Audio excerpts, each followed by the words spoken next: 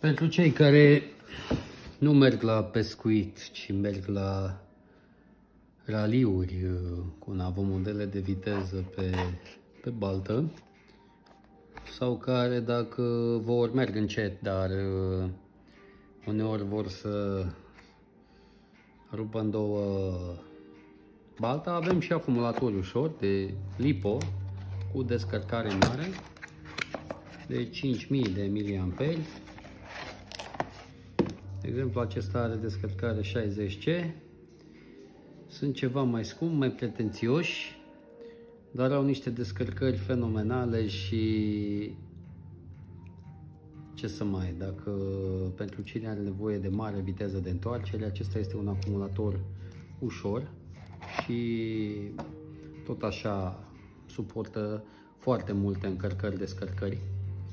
Încărcări rapide, descărcări foarte rapide, sunt niște acumulatori pentru navomodele de super viteză, își fac foarte bine treaba și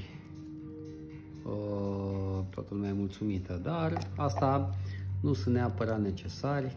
Preferăm acumulatorii cu capacitate mare de 16 amperi, de 19 amperi, de 25 de amperi, de 12 amperi, plecând de la 12 în sus. De ce? Pentru că faci mult mai multe plantări. Cu ăsta faci 7-8 plantări, dar la blană, să zic așa, la viteză foarte mare. Totul e ca acumulatorul să respecte capacitatea și rata de descărcare. Să spunem că ăștia sunt pentru bărci de viteză, pentru mașini care au nevoie de descărcare mare și autonomie mai mică.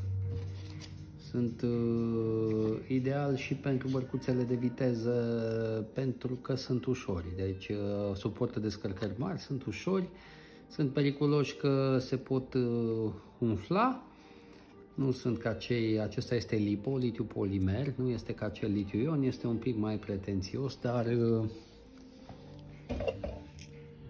își face treaba foarte ok. Nu tot timpul îi avem pe stoc, însă încercăm să avem și modele LiPo pentru cei foarte pretențioși, să zic așa.